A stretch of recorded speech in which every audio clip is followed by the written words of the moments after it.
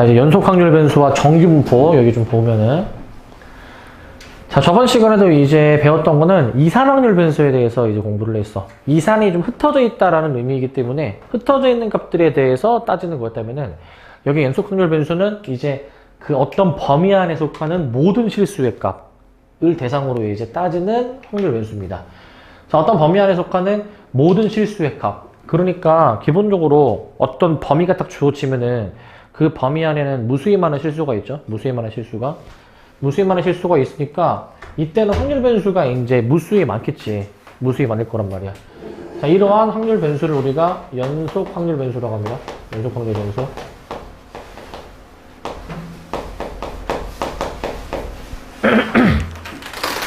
그래서 예시를 들면은 이제 뭐 어떤 개수, 물건이 뭐 몇 개 뽑히는 개수, 아니면 주사위를 던졌을 때 특정하게 나오는 횟수, 이처럼 셀 수 있는 거는 우리 이산, 저번 시간에 했던 이산이고,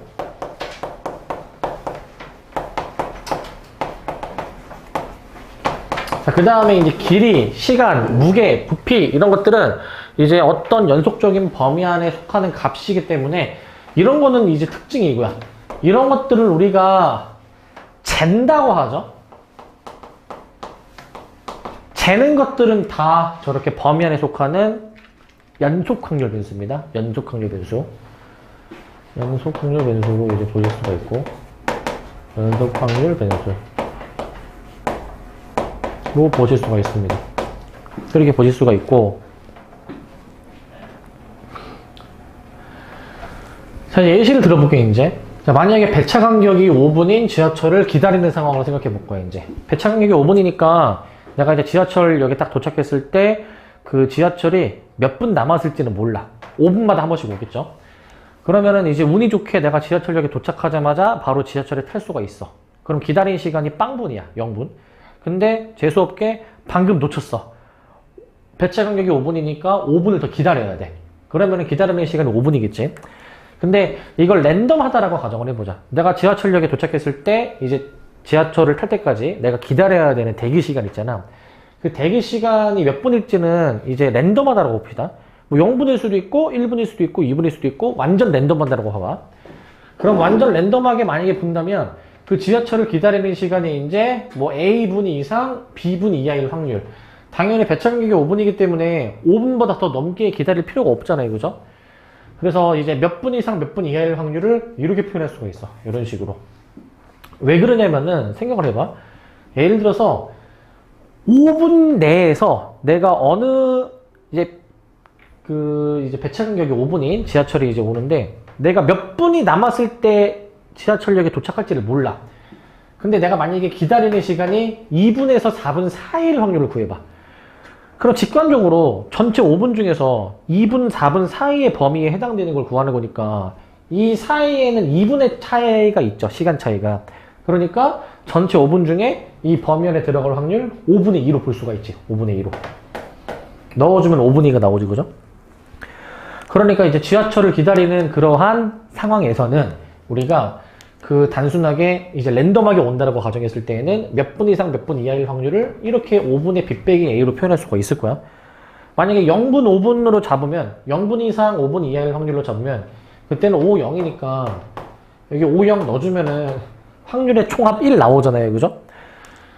자, 그러면 이제 생각을 해보면은 이거를 이제 함수로 한번 나타내 본 거야. 함수로 이제 이렇게 나오게 하는 그 관계식을 이제 함수로 표현을 해본 거거든요. 함수로. 그래서 만약에 A를 0으로 잡고 B를 5로 잡았으면은 이 선이 지금 여기 있는 것이고 이 선이 지금 여기 있는 것이니까 그 이 넓이만큼이 확률의 총합 1이 돼야 된다. 그러니까 이제 여기서부터는 넓이가 확률이야, 얘들아. 넓이가 확률. 그러니까 확률을 이제 계산할 수 있게 해주는 함수가 이제 등장할 거야, 함수가. 그러면은 그 함수와 X축하고 이루는 넓이가 있잖아요, 그죠? 우리가 수투를 다 배웠으니까 적분이 사실 넓이랑 연관돼 있잖아요, 그지? 그래서 적분의 개념으로 사실은 생각을 해주셔야 됩니다. 적분의 개념으로. 자, 그래서 이 위와 같은 상황에서는 이러한 상황에서 확률을 계산해 줄 수 있게 하는 그 함수가 fx는 5분의 1이라는 상수함수라는 거야, 상수함수. 그래서 저런 상수함수일 때 우리가 몇 분 이상 몇 분 이하일 확률을 이제 여기서 잡아볼 수가 있다라는 얘기입니다. 자, 여기서 얘기하고 싶은 거는 뭐냐면은 이제 여기서부터는 연속 확률 분수부터는 확률을 계산해주는 함수가 있다라는 거야. 그러면은 그 함수가 이제 뭐라고 이제 불리느냐? 확률 밀도 함수라고 불립니다. 확률 밀도 함수. 어떤 주어진 범위가 이제 있을 때, 알파, 베타 사이의 범위가 있을 때, 그 사이에서 정의된 함수가 다음 조건을 만족을 해야지만이 우리는 그 함수를 연속 확률 변수에 확률을 계산할 수 있게 해주는 함수. 확률 밀도 함수라고 이제 부르거든요. 확률 밀도 함수. 확률 밀도 함수라고 부릅니다. 이것도 저번에 이제 확률 질량 함수라고 그랬잖아. 그래서 probability mass function 해가지고 이제 그대로 이제 직역한 건데 얘도 마찬가지로 그대로 직역한 거예요. 이제 확률 밀도 함수. 밀도가 영어로 뭡니까? 밀도가 영어로 뭐니? 밀도가. 너네 영어 단어 안 외우니? 밀도가 영어로 뭐야? 어? 밀도가 볼륨이야? 볼륨은 부피 아니야? 밀도가 이제 얼마나 이제 그거잖아. 밀도가 크면은 좀 빽빽한 거고, 약간 밀집되어 있는 거고, 밀도가 작으면은 좀 약간 덜 빽빽한 거잖아, 그치? density 아니야, density?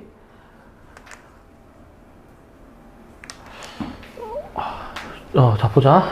그래서 얘는 이제 probability, density, function 이렇게 해가지고 줄여서 이제 앞 글자만 하면은 이제 PDF라고도 부르기도 해. 근데 뭐 그 영어는 중요하진 않고. 자, 그래서 이제 왜 확률 밀도 함수냐면은 결국에는 그 얼마나 이제 빽빽하게 되어 있느냐를 이제 따지는 거거든. 그 방금 이제 이 함수가 그려지면은 이 함수랑 x축 사이의 넓이가 확률이라고 말씀을 드렸잖아요. 그러니까 이 함수 값이 클수록, 즉 이 함수가 좀 위에 그려질수록 이 확률, 즉 넓이가 커지지 않겠니? 그러니까 얼마나 이제 확률이 이제 큰지 작은지는 이 함수 값에 의해서 결정이 될 것이고, 그거를 약간 밀도의 관점에서 보는 거야. 얼마나 빽빽한가에 대한 관점으로 보는 겁니다. 자, 근데 조건이 있어. 이게 적분이랑 연관이 돼 있다 보니까 우리 그 기억나실지 모르겠는데 x축 아랫부분을 그냥 적분하면은 이거 그냥 적분해버리면 어떻게 됐어, 이거? 이거 음수가 나오죠, 음수. 적분해버리면. 그래서 확률은 항상 양수여야 되잖아, 당연히. 근데 여기서는 넓이가 곧 확률이야. 그래서 넓이가 음수가 나오면 안 돼.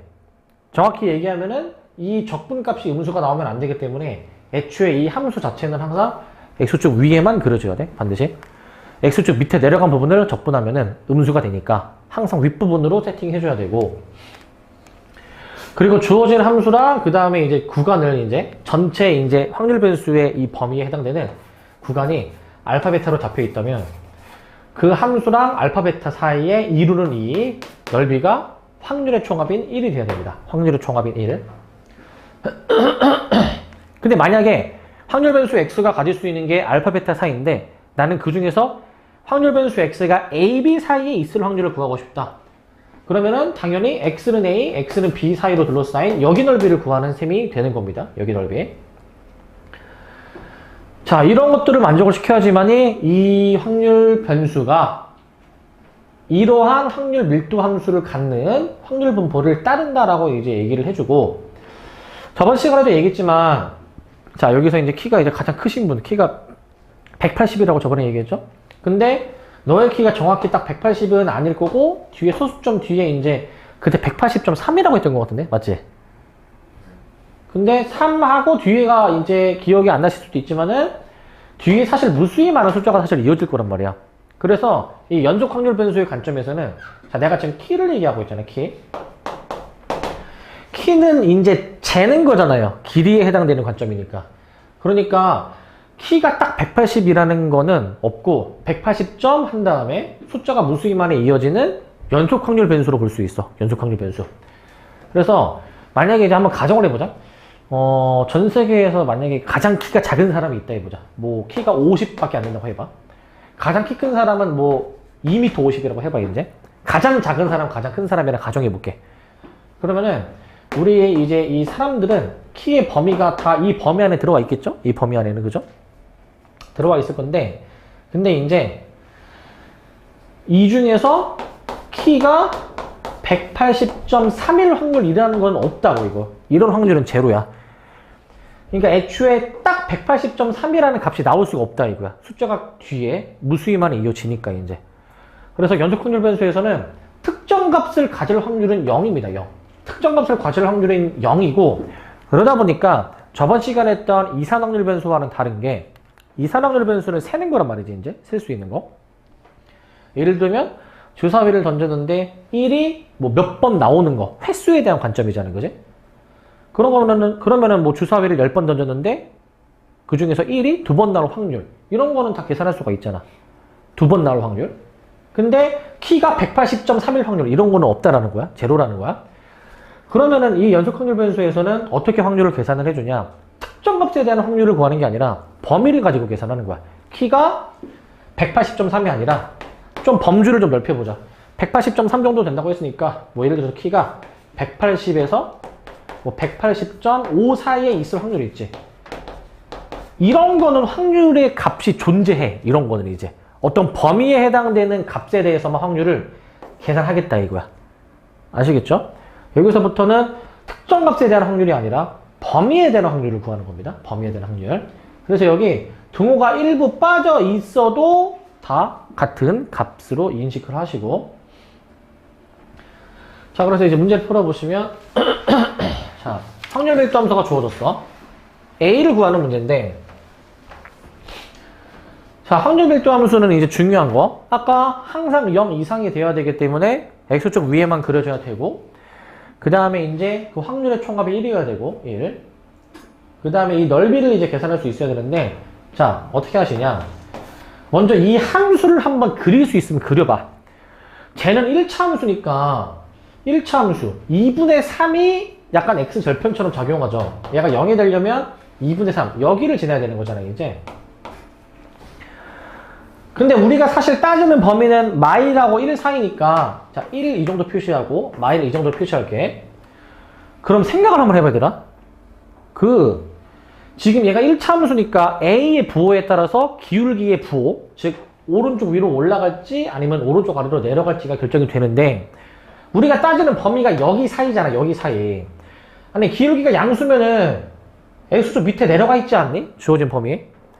그러니까 우리는 x축 항상 위에만 존재해 줘야 된다라고 했기 때문에 이렇게 감소하는 식으로 그래프를 그려야 우리가 따지는 범위 있지. 이 범위죠. 이 범위. 이 범위 내에서는 항상 이 함수가 x축 위에 그려지는 게 확인이 되죠. 이렇게 하신 다음에 그 다음에 이 함수가 x축이랑 이루는 이 넓이가 1이라고 1. 그러니까 여러분들은 뭘 하시면 되느냐 이제 이 사다리꼴의 넓이 구해야지.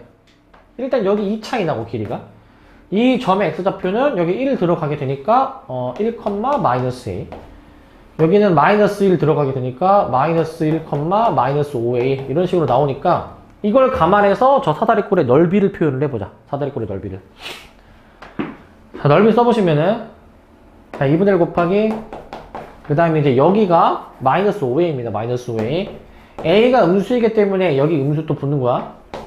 그 다음에 여기 길이가 -a죠. 그 다음에 높이 2까지 곱해준 게 1이다 라고 풀 거라고 이거. 요걸 풀 거야. 그래서 a가 약분 돼가지고 이제 여기서 a가 나옵니다. a가 나오는데 -6a가 1이 나오니까 a는 여기서 -6분의 1이다 라고 나오게 되겠지. 이렇게 확인을 해주시고 a가 -6분의 1 해주시고 답은 그래서 -6분의 1이죠. 근데 약간 이럴 수도 있잖아. 제가 그 사다리꼴이 아닐 수도 있나 저게? 사실 생겨먹은 모양 자체가 2분의 3의 x절편이기 때문에 사다리꼴이 반드시 만들어질 수밖에 없어요. 그래서 사다리꼴의 넓이로 식을 세워주셔야 되겠다.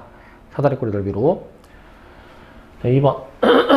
자, 이번에는, 비슷한 문제인데 살짝 달라. 이번에는 0과 6 사이의 범위야. 저 함수를 대략적으로 그려보자. 여기 6 정도 잡고. 마침 6 넣으면 0 나와. 6,0을 지납니다. 6,0을. 이 점을 지금 지나잖아요. 그죠? 저 점을 지나는데, 자, 이걸 생각해봐. 우리가 따지는 범위가 x가 0일 때랑 x가 6일 때란 말이야. 그럼 이 안에서 자 이렇게 봐봐. 증가하게 그려지면 안 되죠. x 밑에 내려가 있잖아. 그러니까 감소하게 그려져야지만이 X축 위에 그려지지 않겠니? X축 위에. 그러니까 그림을 이렇게 그리는 게 맞지. 이런 식으로 그리는 게. 이렇게 그림을 그릴 수가 있고. 그러면은 이제 이 넓이가 1이 돼야 된다라는 식을 세워줘야죠. 여기 좌표를 구해주려면 X에 0 넣어야 되겠지? 0 들어가면은 0,6a가 나옵니다. 0,6a. 여기는 6,0이고. 이 점들의 좌표를 이용해서 저 도형의 넓이를 구해. 도형의 넓이는 2분의 1 곱하기 밑변이 6이죠. 여기 6. 6 곱하기 높이가 6a죠. 6a. 6a. 얘가 1이다 라고 해서 구해. 1이다. 약분해주면은 18a가 1 나오게 되니까 a가 18분의 1이 나오게 되겠지. a가 18분의 1입니다. 저렇게 나오게 되겠고, 저렇게. 자, 저렇게 나오고, 그 다음에, 자, 이제 x가 2와 5 사이의 확률을 보여주래. 그게 뭐냐면은, 2는 한 대략 x가 2인 지점은 한 이 정도 잡자, 이 정도. 5인 지점은 한 이 정도 잡자, 이 정도. 여기 넓이 구하라는 거야, 얘들아, 여기 넓이. 저 범위에 해당되는 넓이를 구하라는 게 이 문제의 목표야. 그럼 여기 넓이 어떻게 구해주냐? 여기 길이 구해야지. 사다리꼴 넓이니까 이 점의 좌표를 알아야 되고 이 점의 좌표를 알아서 넓이 계산하시면 됩니다. 지금 A가 뭔지 알고 있으니까 이 넓이가 다 계산이 되죠. 이 점의 좌표는 X에 2 넣어주면 2,4a. 일단 A로 쓰고 여기는 X에 5 들어가면은 5,a. 이렇게 나오게 되는 거잖아. 이런 식으로 나오게 되지. 그럼 저 사다리꼴의 넓이 한번 계산해보자. 이제 여기 계산해보자. 여기 2분의 1 곱하기 여기 길이가 몇이니까 여기 길이? 여기 4a죠. 4a y좌표. 여기 길이가 몇이니까? 그냥 a죠. 그냥 a. 그 다음에 높이가 이거지. 이거는 몇입니까? 2하고 5 하니까 3차이 나지. 3차이. 이거 구하라는 거야. 이거. 최종적으로 계산하시면은 2분의 3 곱하기 5a 2분의 15a. 그래서 a에다가 18분의 1을 적용해서 곱해 해주면 5하고 6 나오죠? 12분의 5가 나옵니다. 12분의 5. 이렇게 넓이 계산을 해주시면 됩니다. 넓이 계산을. 답은 그래서 12분의 5가 됩니다. 12분의 5. 이처럼 계산을 해주시면 됩니다. 그래서 여기는 약간 이런 도형 넓이 계산해야 되다 보니까 사다리꼴의 넓이 구할 수 있어야 돼요. 여기는. 자, 그 다음에 여기는 내용이 심화라고 돼 있는데 연속 확률 변수의 적분이야. 이제 아까 말씀드렸지만 여기 확률을 넓이로 계산한다고 했잖아요. 그게 적분이랑 연관이 되어 있고, 그러다 보니까 이제 여기 넓이를, 확률을 적분으로 구해보겠다 이거야. 참고로 이 주제는 요 주제가 실려있는 교과서가 있고 아닌 교과서들이 있거든요. 이제 그렇기 때문에 이거는 시험 문제에는 거의 안 나온다 보시면 됩니다. 근데 일부 교과서에 이게 실려있는 데가 있어. 그러면은 나올 수도 있습니다. 이거는 나올 수도 있고요. 자, 연속 확률 변수가 적분이야. 이제 자, 이제 연속 확률 변수의 이 확률 분포 성질을 정적분으로 생각해 볼 수가 있다. 애초에 그 확률이 넓이로 계산을 하자라고 했는데 넓이는 정적분으로도 표현해 볼 수가 있으니 여기 넓이 구하는 적분식 기억나시죠? f라는 함수를 a에서부터 b까지 적분을 해주는 거잖아. 요거랑 같다 이거야. 요거랑 같다. 우린 다 배우셨으니까 다 기억이 나시죠? 적분으로 표현해 볼 수가 있습니다.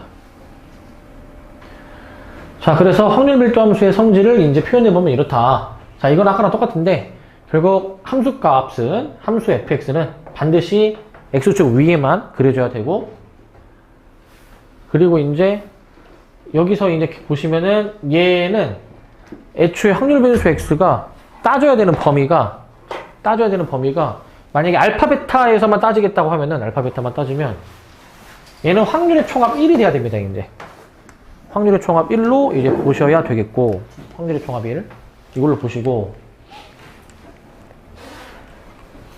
그 다음에 3번은 이제 뭐냐면은 3번은 이제 A, B 사이의 확률은 아까 위에서 얘기했듯이 적분으로 구해주겠다 이거야. 적분으로 구해주겠다.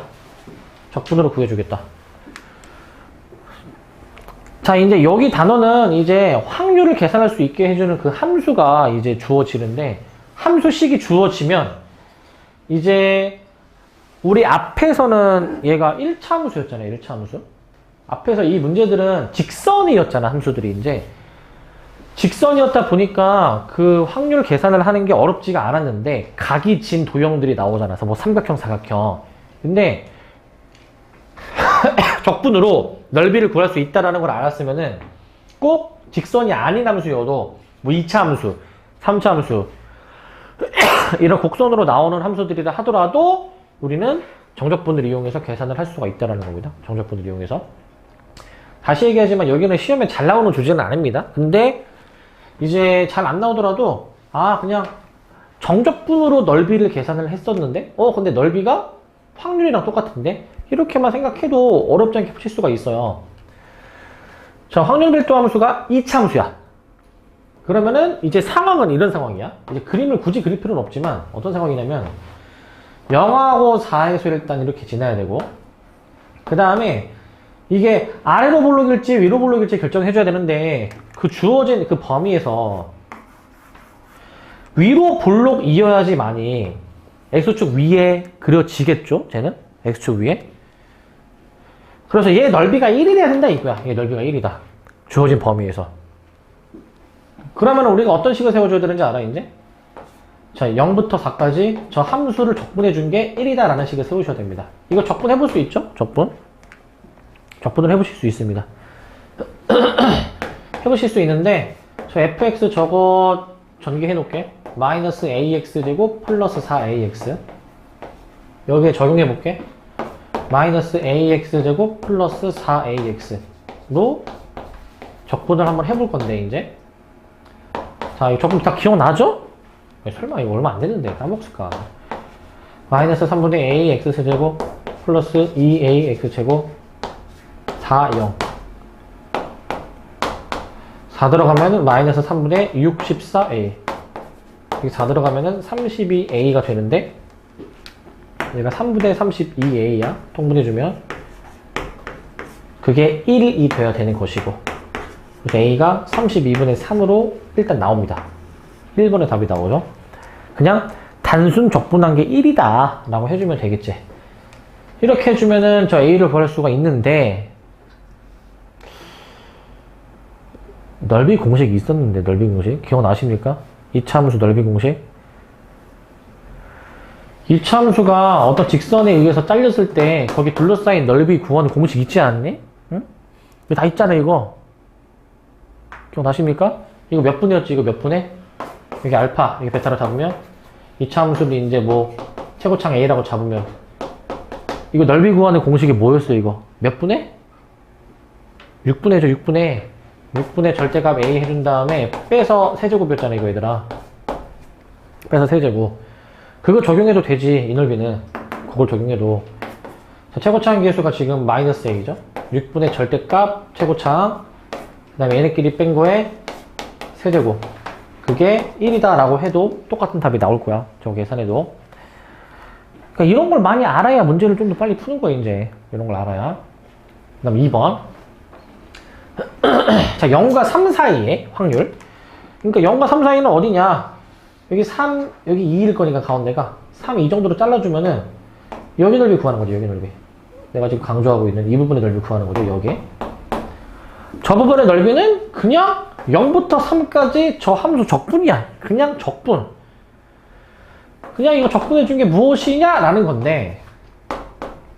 근데 아까 내가 함수 적분해 놓은 거 있잖아 얘들아. 이거 그냥 그대로 쓸게. 바로 이렇게 여기다가. 자, A는 내가 일단 아직 안 대입합니다. 이것도 하나의 요령이야. A가 복잡하잖아. A였다가 넣어버리면 숫자가 더 복잡하잖아.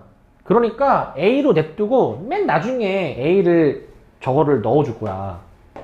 일단 A로 써놔 일단. 자, 3부터 0까지 적분. 3 들어가봐. 마이너스 9A 플러스 18A. 9A 나오네 9A.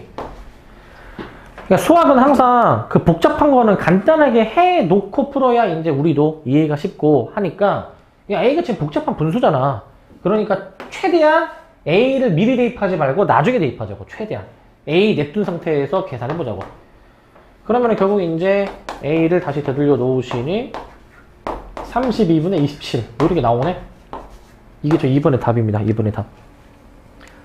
이렇게 보시면 되겠고, 보시면 되고. 자, 그 다음에 이제 자, 그 다음에 정규분포 여기도 봅시다. 정규분포.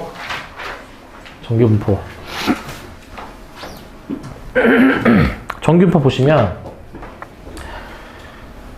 방금 누군가가 나한테 손짓을 하고 갔는데 밖에 사람 있니 혹시? 없니? 그래? 졸업생인 것 같은데. 자, 자 정규분포 봅시다. 정규분포.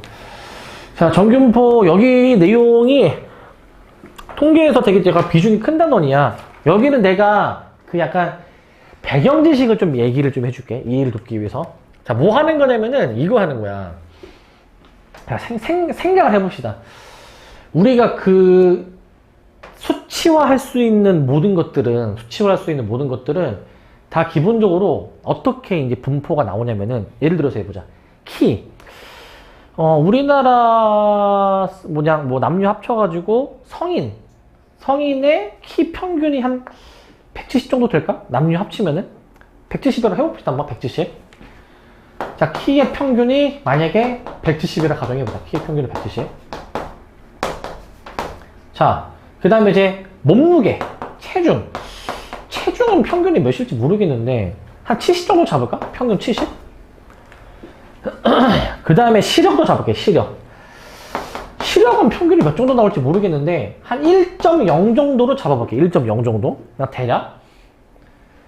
자, 이 정도로 잡아보겠습니다. 이제 근데 생각을 해봐 얘들아. 우리나라 사람들이 한 5천만 정도 된다고 하는데 그 5천만 명을 대상으로 키랑 몸무게랑 시력을 조사를 해. 그러면 자, 단순히 진짜 생각해봐. 키가 170 근처에 있는 사람이 많겠니? 키가 한 200cm 되는 사람이 많겠니? 당연히 평균 근처일수록 많지 않겠습니까? 그러면 이거를 만약에 분포로 나타내면은 이런 분포 나오는 거야. 이런 분포. 평균일 때가 가장 이제 많이 몰려있고 평균에서 멀리 떨어질수록 즉 키가 막 2m 야, 키가 2m인 사람은 솔직히 보기 힘들잖아. 반대로 성인인데 키가 140도 안 돼. 진짜 드물지. 평균에서 멀어질수록 당연히 확률이 희박할 거야. 당연히 그러겠죠. 근데 그거는 체중도 그러할 거고 시력도 그러할 것 같은데 사실 지극히 상식적인 상황에서는 평균일 때가 가장 그 집단이 많이 몰려있지 않겠니? 당연히. 그러니까 그러한 분포는 이러한 식으로 표현이 돼야 돼. 이러한 식으로. 왜 이런 식으로 표현이 되냐? 그러니까 예를 들어서 내가 어떤 키의 범위를 잡을게. 10 차이 나는 범위를 잡을게. 키의 평균이 현재 170인데 만약에 165랑 175 이거 10 차이 나잖아. 이 사이에 있을 확률을 한번 생각해 볼게. 10 차이 나는. 근데 또 다른 10 차이 나는 확률을 생각해 볼게. 키가 202랑 210 사이에 있을 확률. 차이는 둘 다 똑같아. 내가 지금 처음에 얘기한 165, 175 차이, 10 차이 나는 거랑 202랑 210 차이. 이거는 당연히 확률이 처음 얘기한 얘가 당연히 확률이 훨씬 크겠죠. 그죠? 당연히. 그래서 우리가 일상적인 생활에서 봤을 때 모든 수치화할 수 있는 분포는 다 이런 식으로 평균일 때 가장 많이 몰려있지 않겠니? 반대로 이러한 분포가 많이 있을까? 평균일 때 오히려 얼마 없고 끄트머리 쪽이 되게 많이 확률이 많이 나오는 이러한 분포가 있을까? 아마 쉽게 생각하기는 힘들 거야. 그렇기 때문에 웬만한 일상생활은 다 이러한 분포를 따를 겁니다. 평균이 많이 몰려있을 거야. 사실 우리 학교에서 시험 보면은 성적을 매기잖아. 평균도 나오고 그것도 마찬가지로 이런 분포이지 않을까? 평균이 가장 많고 엄청 잘한 사람, 엄청 못한 사람이 이제 뜨문뜨문 있겠지, 그지? 자, 그래서 우리는 이제 이러한 분포에 대해서 이제 생각을 해볼 거고, 이게 사실 어떻게 보면 가장 이상적인 분포죠. 우리가 생각할 수 있는 어떠한 것들이라 하더라도.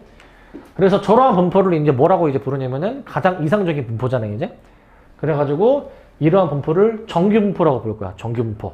영어로는 이제 여기도 나와 있지만, 자, normal distribution 이라고 이제 얘기를 할 거야. 가장 일반적인 분포이다 라고 보시면 됩니다. 가장 이상적인 분포. 근데 이게 약간 이런 특징이 있어. 이게 평균이 170인데 평균에서 멀어지면은 확률이 이제 당연히 희박해질 거 아니야, 그지? 근데 이게 X축에 절대 닿지는 않거든요. 왜냐면은 막말로 키가 한 이제 뭐 500m 이상, 500cm 이상 되는 사람도 확률이 제로는 아닌 거야. 사실상 없겠지만. X축이 맞닿게 된다면은 그 부분에서는 이 확률을 계산했을 때 이게 확률이 이제 0이 나올 수가 있기 때문에 기본적으로 X축보다 좀 띄어져 있어야 돼, 기본적으로. 이 함수는. 띄어져 있으셔야 되고.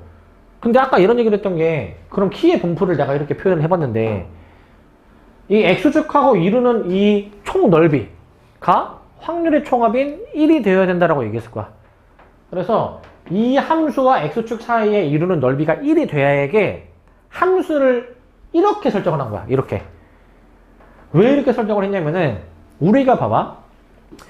우리가 지금까지 배웠던 함수는 뭐 1차 함수, 2차 함수, 그 다음에 이제 뭐 3차, 4차도 알고, 그 다음에 뭐 유리함수, 무리함수, 이런 함수들을 배웠거든?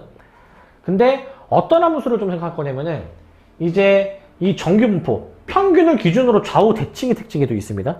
이러한 분포가 만들어지는 함수를 생각해 보니까, 우리 그 지수함수 기억나십니까? 지수함수? 지수함수에서 만들어낸 거야, 지수함수. 근데 지수함수는 이거 좌우 대칭이 아니잖아. 얘를 조금 조작을 해주면, 이렇게 조작을 해주면 이거 좌우 대칭으로 만들 수가 있어. 이렇게 조작을 해주면 좌우 대칭으로 만들어줄 수가 있고, 자, 그 다음에 여기서 여기서 이제 끝난 게 아니고, 이제 여기서 이제 뭐를 또 이제 해주시냐면은, 뭐를 이제 이렇게 하면은 이제 x가 커지면은 이 함수가 한없이 올라갈 거란 말이야. 근데 우리는 이러한 분포를 만들고 싶어. 그러려면 여기를 마이너스로 잡으면 돼. 마이너스로 잡으면은 이 함수가 이렇게 그림이 그려질 거야. 그렇게 그려집니다. 그럼 이런 모양으로 그려지는데, 우리의 목표, 이 X축하고 이루는 넓이가 1이 돼야 되잖아. 1이 되기 위해서 보정을 해준 거야. 막 되게 복잡하게 들어가 있잖아. 이게 그 보정을 해주는 식이라 보시면 됩니다. 보정을 해주는 식. 참고로 이 식은 외우는 건 아니야. 중요한 건 아니야. 그냥 우리는 이러한 이상적인 분포에 대해서 함수를 한번 잡아봐야 되는데, 우리가 이제 쉽게 생각할 수 있는, 이제 여러분들은 아니겠지만 이제 수학을 좀 배운 사람이라면은 쉽게 생각할 수 있는 이 함수로 우리가 이 정규분포 함수를 설정을 한 겁니다. 이렇게 그렇게 보시면 되고, 자, 그래서 그 함수가 이렇게 되게 복잡하게 나오는 이러한 확률 분포를 정규분포라고 합니다. 다시 얘기하지만 이거는 외우지는 않습니다. 나도 외우진 않아.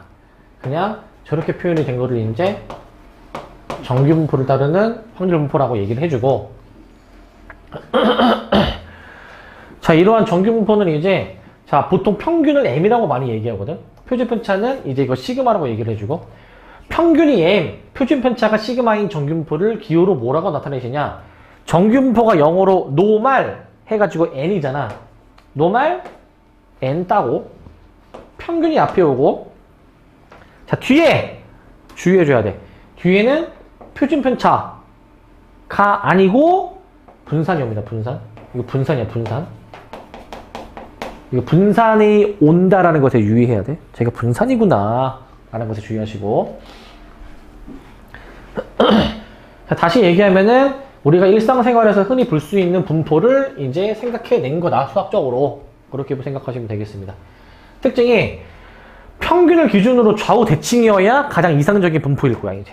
그렇기 때문에 평균, 직선 x는 m에 대해서 좌우 대칭인 종 모양이고, 그 다음에 x축이랑 안 만난다라고 말씀을 드렸으니까 점근선이 y는요 x축으로 나옵니다. x축으로 나오게 되겠고, 그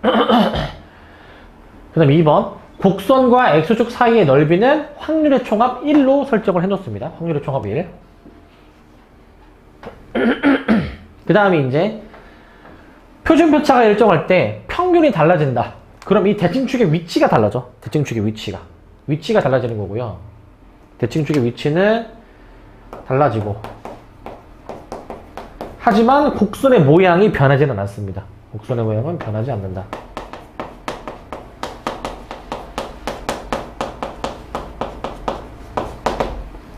이렇게 보시고, 그 다음에 또 반대로 평균이 일정할 때 표준 편차를 만약에 조작을 하잖아. 잘 들어봐 이거 이제. 자, 어떤 분포가 이렇게 돼 있대. 어떤 분포가. 근데 이 분포에서 표준 편차만 커진 거야. 표준 편차가 크다는 얘기는 편차가 크다는 얘기니까 평균으로부터 더 많이 떨어져 있다 이 얘기야. 그래서 지금 흰색이랑 비교했을 때 표준 편차가 만약에 더 커지려면은 평균에서 멀리 떨어진 게 더 자주 등장해야 되거든. 확률이 더 커야 되거든. 그래서 이 끄트머리 부분이 좀 더 함수가 올라가야 돼. 이렇게 좀 더 올라가야 이 X축하고 이루는 넓이가 좀 더 크겠죠. 그죠? 근데 확률의 총합은 정해져 있잖아. 1. 그럼 가운데가 낮아져야 돼. 총합이 1로 유지가 되려면.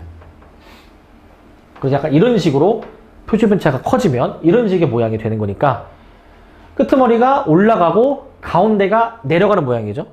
그래서 표준 편차가 커지면 가운데는 높이는 낮아지고 양쪽으로 퍼진 함수로 생각해 볼 수 있어. 또 반대로 생각해 봐. 만약에 편차가 작아진다. 편차가 작아진다는 얘기는 평균하고 이제 차이가 얼마 안 난다 이 얘기야. 평균 근처에서 많이 나온다. 그러니까 평균 쪽이 더 올라가야 돼. 확률이 커져야 되니까. 이러한 분포가 나와야 돼. 이러한 분포가. 이러한 분포가 표준 편차가 작아졌을 때의 분포입니다. 흰색이랑 비교했을 때 차이 잘 구별하시고. 자, 그 다음에 이제 표준 정규 분포라는 게 있어. 표준 정규 분포. 자, 이제 요거를 내가 또 얘기를 할 거야, 이제. 자, 이제 나를 예를 들어볼게, 이제. 자, 일단은 나는 키가 176입니다. 176. 체중은 좀 공개하기 그렇지만은 최근에 된 적은 없는데 아마 한 이 정도 될 것 같아. 좀 줄였어 내가. 자, 이 정도 될 것 같고, 시력은 안경을 썼을 때 기준으로 할게. 일단 시력은 이제 이것보다 좋지는 않은데 그냥 1.1이라 가정을 해볼게. 이거 이제 설명을 위해서. 자, 봐봐. 나는 키도 그렇고 체중도 그렇고 시력도 그렇고 나는 평균보다 더 뛰어난 사람이야. 체중은 뛰어난 게 아닌 것 같은데.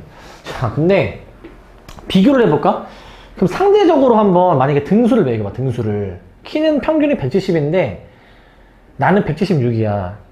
그러면 만약에 그 키에 대한 분포가 이렇게 있을 때 100명이라 가정하면 나는 그 100명 중에서 몇 등 정도에 해당되는지 생각해 볼 수 있잖아. 체중도 마찬가지로 70이 평균인데 체중이 높은 것으로 따졌을 때 내가 100명 중에서 몇 등 정도 되는지, 시력도 평균 1.0인데 1.1이라 가정해주면 나는 100명 중에 몇 등 정도 되는지, 그러니까 상위 몇 %인지를 알고 싶은 거야. 근데 지금 이렇게만 봤을 때 뭐가 더 이 퍼센티지가 등수가 더 높은지 이게 딱 감이 오십니까? 등수가 높은지? 좀 체중이 좀 많이 압도적으로 뛰어나긴 한데, 그래서 체중은 약간 등수가 높을 것 같지만 요거는 좀 애매하단 말이야. 왜냐면은 우리가 시력은 따질 때 자릿수가 이게 한 자릿수를 따지고 체중은 보통 두 자릿수가 많고 키는 세 자릿수잖아 보통. 자릿수가 다르다 보니까 얘네 둘은 상대적으로 어떤 게 더 상대적으로 등수가 높은지 조금 애매해. 이거는 약간 서로 비교하기가 쉽지가 않잖아, 그제? 그런 거를 이제 맞춰주기 위해서, 보정을 해주기 위해서 나온 게 저 표준 정규 분포야.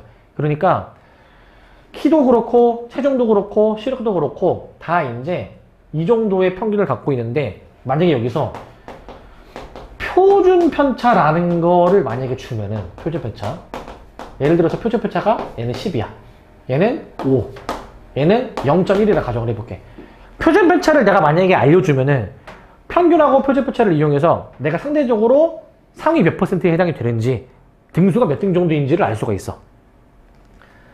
자, 그거를 이제 계산을 해주게 하는데, 근데 지금 애초에 이거 자릿수 자체가 다르다 보니까 직접 비교가 힘들잖아요, 그죠? 그래서 얘네들을 다 통일된 하나의 확률 변수로 만들어주는 과정이 저 표준 정규 분포야. 통일된 하나의 변수. 그러니까 얘네를 좀 변형을 해가지고 평균을 0, 평균을 0으로 만들고 그 다음에 표준 편차를 이제 1로 만드는 이런 아주 100% 이상적인 분포 있죠. 평균이 0인 게 되게 좋지 않나? 그거보다 크면 양수, 작으면 음수니까. 표준 편차 1, 얼마나 깔끔하니 이제 숫자가. 그래서 이렇게 서로 이제 다 다르게 되어 있는 이러한 데이터들을 통일된 하나의 변수로 이제 만들어가지고 서로 비교하기 좋게 만들어주는 그런 작업을 이제 할 거예요, 이제. 그 작업을 이제 뒤에서 하지만 표준화라고 하고, 이러한 분포를 우리가 표준 정규 분포라고 할 거야. 이러한 분포를. 표준 정규 분포는 평균이 0. 자, 표준 편차가 1이기 때문에 그거를 제곱한 분산이 1이죠. 이러한 정규 분포를 이제 우리가 n 0,1의 제곱이라 쓸 건데, 얘를 표준 정규 분포라고 우리가 볼 겁니다. 그러면 저렇게 세팅해놨을 때의 이 확률 밀도 함수가 뭐 이렇게 막 주저리 나와 있고, 이건 알 필요 없고, 어차피 x축하고 이루는 부분의 넓이는 1이 돼야 되고요. 자, 이렇게 표준 정규 분포에 대해서 이렇게 우리가 한번 생각을 하고, 그 다음에 이것에 대해서 확률을 이제 계산을 해놓은 표가 이제 교과서 나중에 받으시면 교과서 맨 뒤에 있을 거야. 표준 정규 분포표라고 있을 거야. 그래서 우리가 이제 뭐 상용로그표, 그 다음에 삼각함수표 이런 것처럼 쟤도 표로 만들어 놓은 게 있습니다, 이제. 자, 근데 이제 표준 정규 분포를 따르는 확률 변수는 보통 Z로 나타낸다. 우리가 지금까지 확률 변수를 보통 X, Y 이런 걸로 많이 나타냈는데, 보통 표준 정규 분포를 만드는 이 확률 변수는 Z로 주로 설정을 해놓고요, Z로. 그래서 그 대문자 Z가 0과 몇 사이에 있을 확률은 그 표에서 이제 문제 푸실 때 나오게 될 겁니다, 이제. 자, 그래서 요걸 한번 생각해 볼 건데, 표준 정규 분포야, 이제.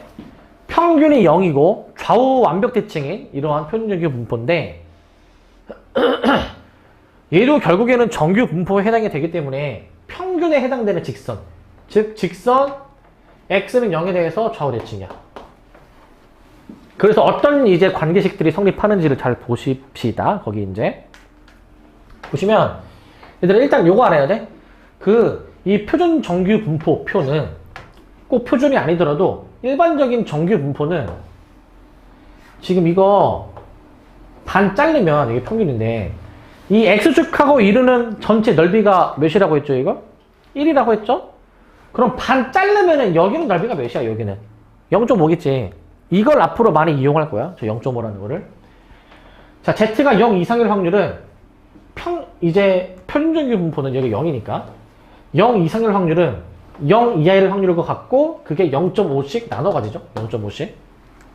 절반 이상, 절반 이하는 0.5로 보시고. 자, 그 다음에 이제 0과 A 사이의 확률. 자, 내가 만약에 확률을 따지는데 내가 여기까지만 더 하고 싶대. 여기까지만 더 할게, 여기까지만. 그래서 우리가 따지는 넓이가 여기야, 여기. 여기 넓이가 뭐랑도 같냐? 반대편에 대칭해가지고 여기 넓이랑도 같지 않겠니? 색칠한 부분끼리. 그러니까 0부터 A 사이의 확률은 마이너스 A에서 0 사이의 확률이랑 같다. 대칭일 거니까. 3, 4, 5, 6은 요 그림을 보시면 되는데, 자, 3번 보시면 A와 B 사이의 확률이야. 그림 보시면 A, B 둘 다 양수인데 여기 넓이를 구하려면은 0부터 B 사이의 넓이에서 0부터 A 사이의 넓이를 빼주면 되겠죠, 그죠? 큰 넓이에서 작은 넓이 빼주면 나오겠지. 그래서 0부터 B 사이의 넓이에서 0부터 A 사이의 넓이를 빼주시는 식으로 그림을 보면 이해할 수가 있고요. 4번. 자, Z가 A 이상일 확률. 잠깐만. A 이상일 확률이 지금 여기 순서가 바뀌어 있는데, 여기 4번이 여기 5번입니다. Z가 A 이상일 확률 여기 구하는 거야, 여기. 여기는 어떻게 구해주시냐면은 반절 잘라서 이 오른쪽 전체가 0.5잖아. 0.5에서 여기 0부터 A 사이의 넓이를 빼주면 될 겁니다, 이제. A보다 큰 부분의 넓이는 0.5에서 0부터 A 사이의 넓이를 빼주시는 식으로 계산을 하시고, 계산을 하시고, 그 다음에 이제 여기 4번이 여기 5번이야, 이제. A, EI일 확률은 0부터 A 사이의 넓이랑 왼쪽 전체 0.5를 더해주시면 될 거야.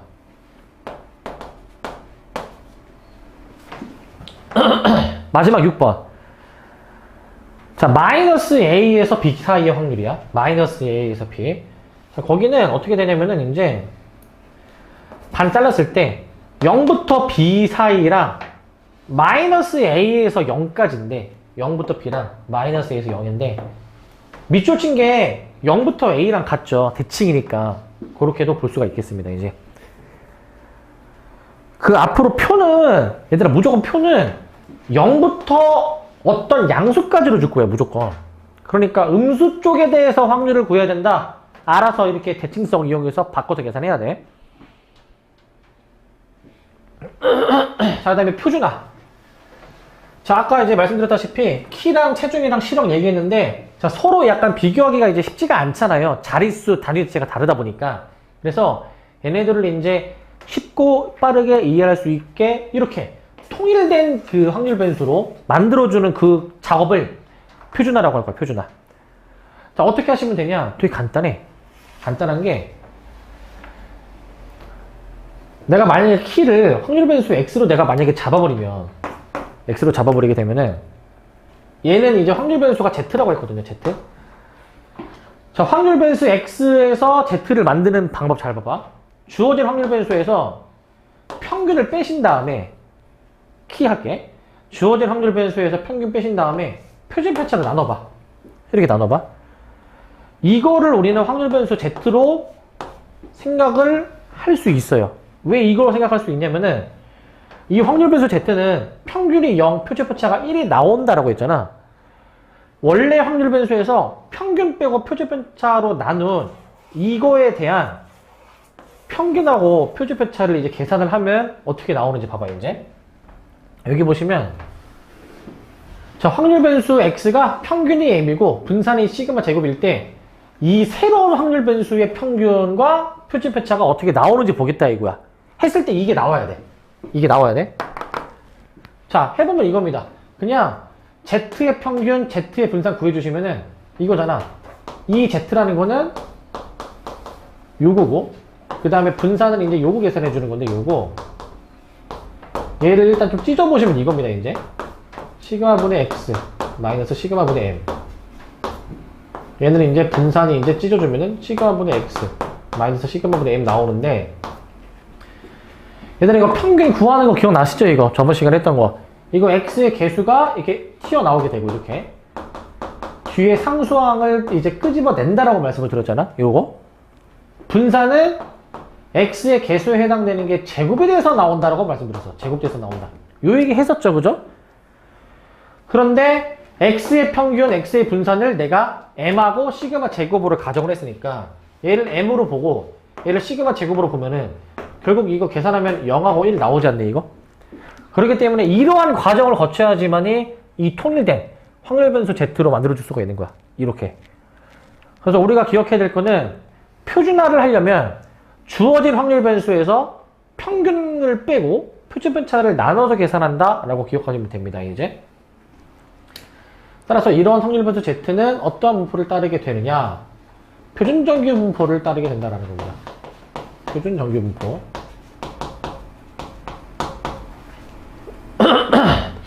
그래서 확률 변수 x에 대해서 주어진 거를 이렇게 바꿔주는 그 작업을 표준화라고 얘기를 합니다. 표준화 어떻게 해주냐? 표준화해주는 방법은 먼저 양변의 평균을 빼시고, 저 부등식에서 평균을 빼시고 빼면 이렇게 나오죠? 그 다음에 양변을 다 표준 편차 시그마로 나눠. 시그마. 그 작업을 거쳐주시면 결국에 어떻게 되느냐, 가운데가 이제 z가 되는 거죠. z가 이렇게 나오게 된다 이거야. 이렇게 저런 과정을 거쳐서 z에 대한 분포를 얻어낼 수가 있습니다. 자, 이렇게 보시면 되겠고,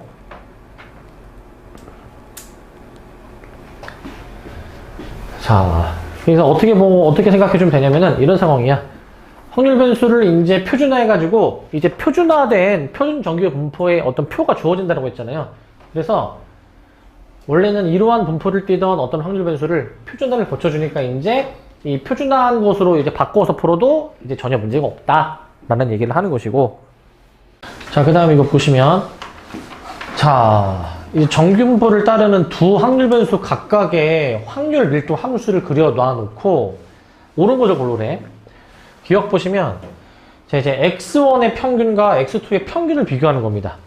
자, 지금 평균은 기본적으로 우뚝 솟은 부분이 평균이야. 좌우 대칭에 해당되는 그 지점. 그래서 여기가 F에 해당되는 X1의 평균이죠. 여기가 이제. 나머지가 이제 G에 해당되는 게 여기가 X2에 해당되는 평균이 되겠죠. 이렇게. 그래서 오른쪽에 있는 놈이 당연히 더 클 거니까 X2의 평균이 당연히 더 커야 되겠죠. 오른쪽에 있는 놈이. 우뚝 솟은 지점의 이 위치 비교만 해주시면 되고 니은 분산 비교하는 거야.